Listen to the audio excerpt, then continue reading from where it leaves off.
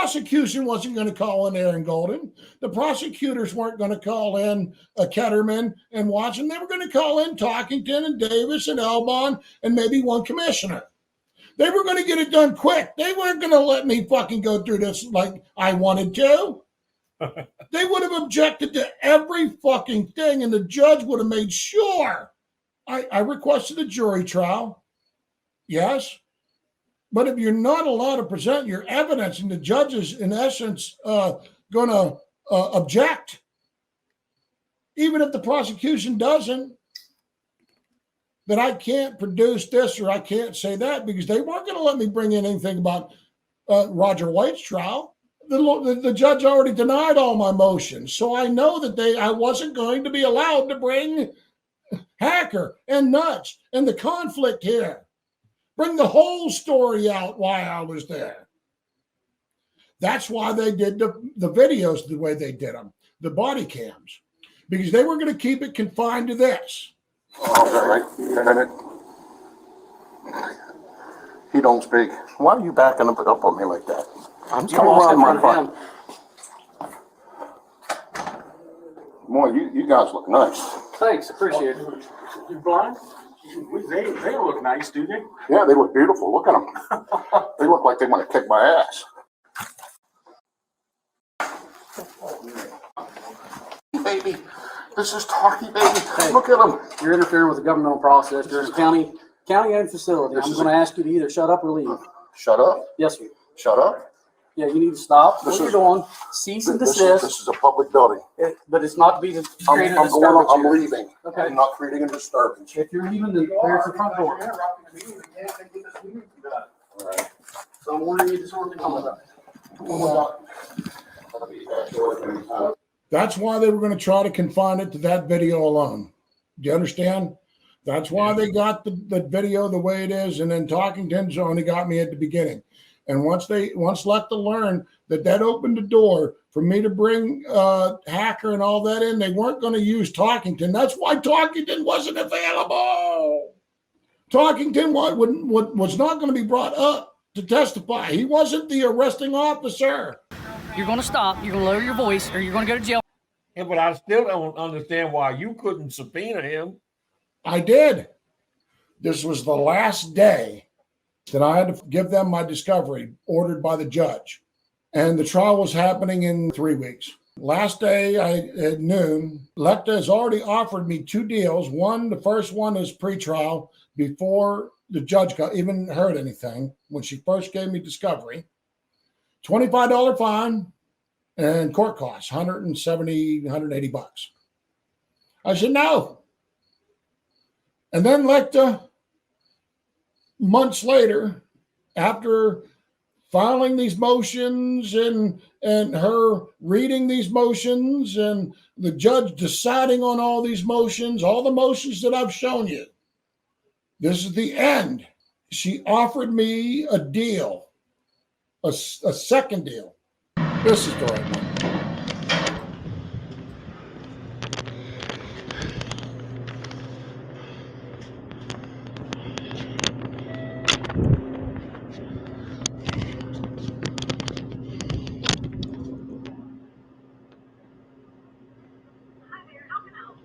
Yes, ma'am. I have discovery for the prosecutor's office in the form of a thumb drive, and I have a motion to hand deliver.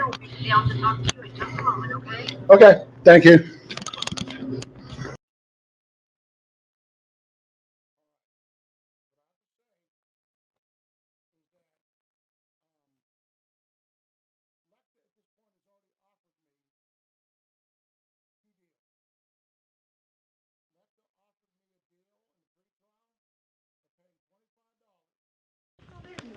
Hi, how are you? I'm required by the judge's order for discovery. Oh, sorry. Hi. One way and I was Oh my goodness, you're ambushing me. No, we didn't see you, so. I have a thumb drive here. Okay. With my discovery. Okay. And you need us to give that thumb drive back to you? I would actually don't want this to be removed from my site, so you can review it and copy. Well, I don't have a computer down here, so that's the issue. Well, this is So my we'll have this is my property, and Well, I understand that, but. you could we'll have to go review. up- We'll have to go upstairs. Okay, with you upstairs. For me to transfer it off of there. This isn't going to leave my site. Well, there's no way for me to get that discovery, so Well- you're gonna have to produce it in a format that I can have a copy of. No, it doesn't say that in the rules. It says I just have to present it for review and copy. Okay, well, that's not a review and copy if it can't leave your site. 'Cause I Sure it can't is. Review it and I can't copy it if it's still in your fingers. Well, then we have a dilemma here, don't we? Well, let me give you, We'll bring this up in court. let me give you The, my, the definition of presenting Okay. discovery well, and in that's, what format. okay. Let me offer a different suggestion. Okay, let's. So let me offer a different suggestion. Yes, ma'am. So in reviewing this case for trial Mhm. and kind of reviewing some of the arguments that you brought up in court, I have a proposed plea that Okay, is different than the previous one that I gave you. all right. It would be a pretrial diversion, which means that there would not be a conviction. That pretrial diversion would basically allow us to put you on an unsupervised probationary period. It's kind of like a continuance for dismissal. Would it be like that? Right. Okay, So in circuit court, they do a lot of deferred adjudication, which Mhm. means they accept your plea and then they defer it for a period of time to ensure that there aren't any other similar conduct. And what I'm most concerned with is in Randolph County. If you go to McDowell County and you have an issue down there, that's not as much concern for me because my jurisdiction is here. correct. But it would eliminate the option of jail. It would eliminate the additional. Well, you had brought up fees. earlier in the Or court fine. that there is no jail time. Oh, sorry. I'm thinking there was a 10-day period, but the fine. So you wouldn't have the fine. Correct. And that would, I think that would satisfy everybody. And the only language that I would put in there, I apologize, I didn't know you were coming today. Here's my witness list with my new address on there. Okay. Okay, I just have to give you this also in case I decide, because I'm not going to decide right here. And that's fine. I just wanted to, I was happy I was still here because I was headed out for lunch. When I saw it, I was like, well, I want to at least mention it to you. So maybe next week when you come, we can try to determine what we're going to do. Yeah, that sounds great. But I filed this motion Okay. with the court. I think that's one copy for you. Okay. I got my copy here. And I will think, and I will talk to you, So- on the 5th or 6th. I So- think it's 5th. The only stipulation that I would put into that pretrial diversion, and I can prepare it and have it emailed to you, or I can just give it to you, is just the statutory language that just says, kind of what I think I'd put in my previous motion to refrain from harassing, the language that's, let me pull it up here.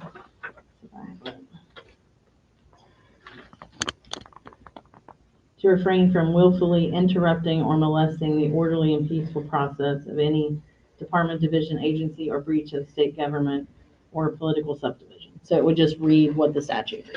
Yeah.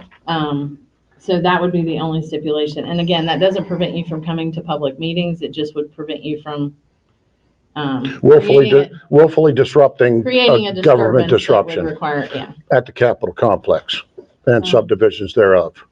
Well, I mean, I would be happy with just. That's, I like how that was inconveniently left out and all the language. It's funny. I love the way people do it. They don't actually spell out the whole entire law whenever they want to imply certain intent, Well, but that's fine. I think that would be a resolution that would prevent the conviction. It would allow. A solution for the discovery. Is it okay if I run upstairs and grab one of the laptops and I'll bring it down here and put it on the laptop? Yeah, you can do that. Okay. Yeah. I'll go grab that. And I'll Yeah, be right back. see, now that would work. Okay, yeah. Yeah, Yeah, I just have to have a computer to be able to plug it into it Yeah. without being able. yeah, I just don't want to leave, That's not a problem. Sure. you know. So you would want to just stay right here. I'll Hey. go grab a Yeah, laptop.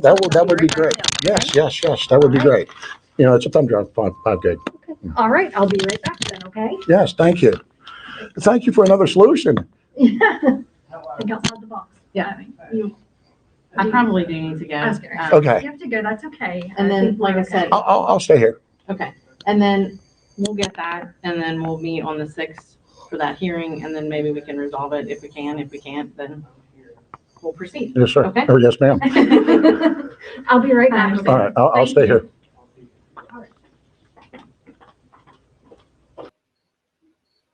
And that deal was no fine, no jail time. And I said, wait a second. There was no jail time involved anyhow. I spent time in jail for a non-jailable offense. This carries no jail time. And I spent time in jail.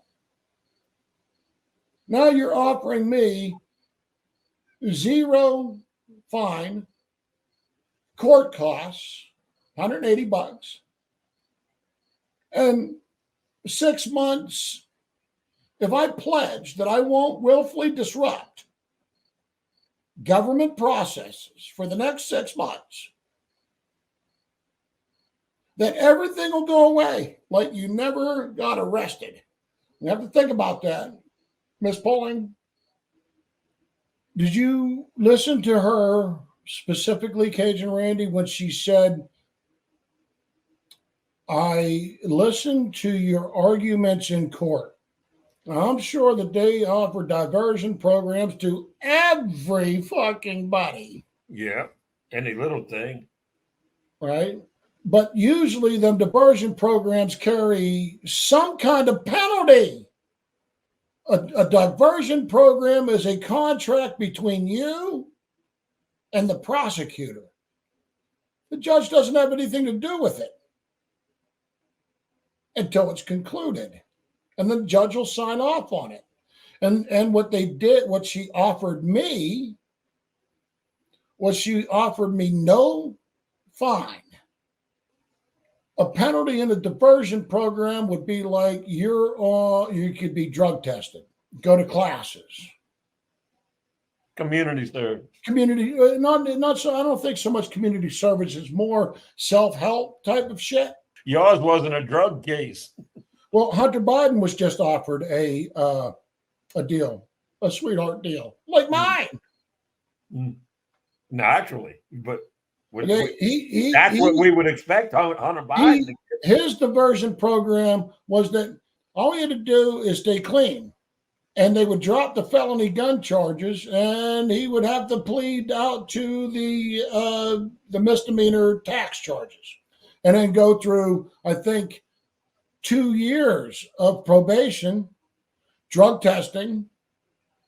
That's what his stipulations were. So Lecter offered me a Hunter deal, let's call it. But I didn't get the immunity from any further crimes that I committed, in the last year that are still pending, I just got 0 fine, no probation, no supervised, no drug tests. You're still allowed to go into the meetings. We aren't restricting your First Amendment rights, Mr. Mallon.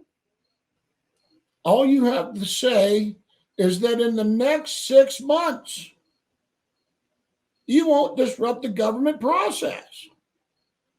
And after that 6 months, it's like you were never arrested. It will all go away. So what did I do? Keep in mind, I'm going to be moved on the 1st of July. The trial was on the 28th. I had to be in Randolph County 4 days in almost a little bit less than a 2-week period. She mentioned McDowell County, Lecter. Why would she mention McDowell County? She said, in this pretrial diversion, whatever happens in another county, not my jurisdiction. I found that comment very insightful in my eyes, taking into consideration all the work that we've put in, all the hours and hundreds of hours that we dedicated. Me, Raging Cajun Randy, Creole, Howard Clegg, Line 1, HPR. I've called them up. They've supported me on this. I worked the system.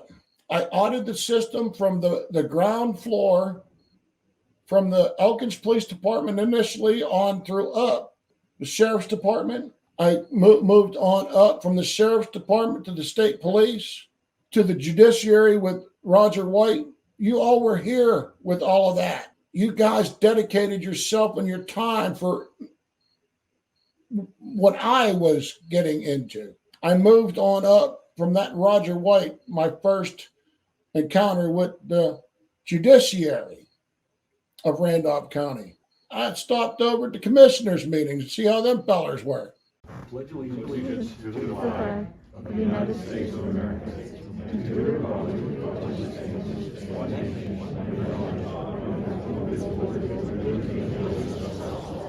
I audited, if you want to call that. I reported is what I did. I didn't audit them. I saw wrong. I saw a man in a wheelchair that got abused. I saw another guy have his dad's truck wrapped around a telephone pole. His dad just died. He just put that brush guard on there, welded it on, thank God. I saw the state troopers. We went through it, the state trooper report. All kind of fucking issues with that. Spesser, Trooper Spesser, the one that didn't do very good, probably last in his class in that course. You know, crash scene analysis. By the way, Bobby Elbon, guess what he specialized in? Crash scene analysis. Yeah. So Okay. he had to know that their analysis stunk to high heaven. The man didn't blow 0.10, blow 0.01. Uh-oh. I've been investigating the West Virginia State Troopers a hell of a lot longer than John Bryan. I'm sure he's had his run-ins with the state troopers through his days. But this is right here on your plate, brother. We've set it up for you by hard work and dedication to two causes, Richard and Mr. White, that came together in a ball of fucking corruption. Republicans, they are, all of them down there. I used to be one, so I'm not bashing. I used to be a bootlicker too. So taking all these things into consideration, that one comment about McDowell County, state trooper arrested me down there. Remember Ricky Bobby? Yep. I know these dirty bastards communicate. They go to the same social circles. They travel together. They go to conferences together. They're in organizations together. I took it, that comment, maybe as a veiled threat at works. Maybe as a slip up that she didn't need to say that. I don't know why she, at that point, when she's offering really nothing. I mean, I'm really like nothing happened after 6 months. Why she would throw that in there at the end. That concerned me a little bit. And I started to think, my trial in McDowell County is coming up on a year.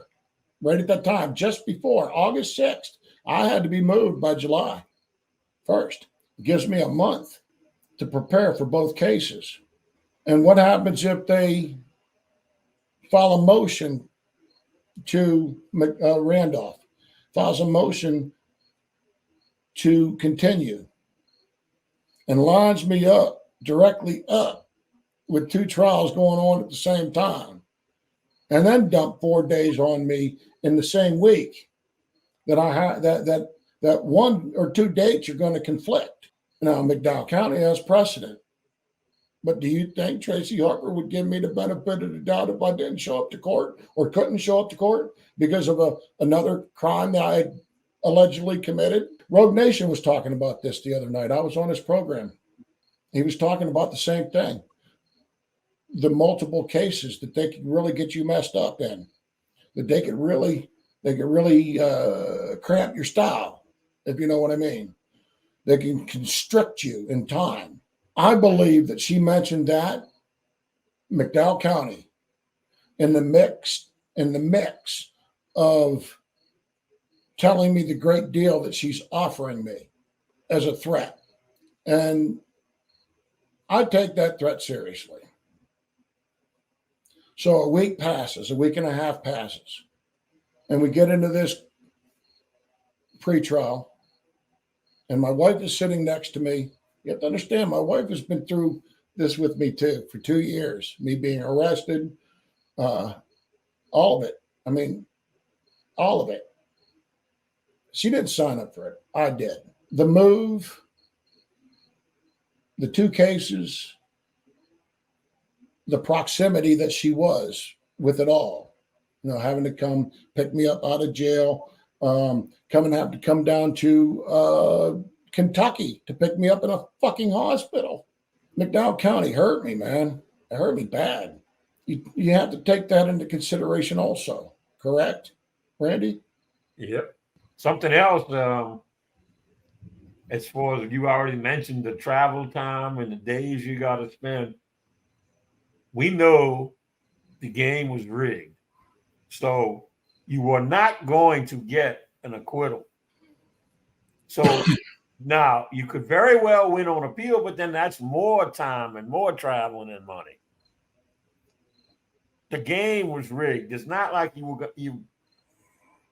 I mean, small town, rural, the game was rigged. They were the prosecutor and the judge were going to get in all the information to convict you and not allow you to do anything to acquit. So the jury was only going to hear basically one side of the story. So you were looking at more time, travel, expense, everything for an appeal. I talked to the lawyer of Roger White, and see, a lot of people don't realize that I did talk to Roger White's lawyer. And he was forthcoming. I give him that. And that conversation, I'm not going to get into the depths of it, but it showed me that even a lawyer with Tracy Harper and Lecter Polling isn't going to win, even in an obvious fucking car crash. I knew I could win if I had a fair shot. And that may be a defeatist attitude. And somebody say, oh, you did your jury and all of this and all of that. But I just told you a lot of things. So we get into this meeting. My wife is there. Lecter is there, and the other woman. Lecter was stereotypical prosecutor. She knows she has all the advantages, but she never met anybody like me. She never met a person that could write these kind of motions and think of things in a different way. In legal ways. I mean, legal concepts that nobody's ever heard, I believe. And I think Lecter read them. And I think Lecter knew, man, even if I win, it's going to be appealed. Because that's the way I was driving her. So she was hoping, because of the subpoenas and the people that would testify, be forced to testify, I think that she was really into this deal more than me. More reasons than just a win. She had to protect a whole bunch of people this time, man. And she realized it. They didn't tell her everything at first. She was operating off of a narrative, as she said in court. When I said the cops were there even before I stood up. Well, that's just a narrative. I said, whose narrative was that? I said, who? Either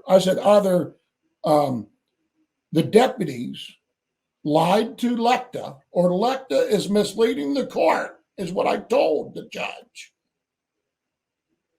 And the judge said, Mr. Ballin, you will call her Miss Polling. I said, I'm sorry. The fact is still the same. How are they there even before I spoke? When Miss Polling stated in this letter that they were only called after I was told multiple times to desist in my actions. She paid attention to that. She knew I had her dead to rights. I know I had her dead to rights. So we get into that room. I look at my wife, and Lecter hands me the offer, and I look at it, I read through it, and it's exactly what she said, per word. No tricky shit. No word phrases or sentences that are in there that'll make it any worse than what it is. It is what it is. So I decided to take the offer.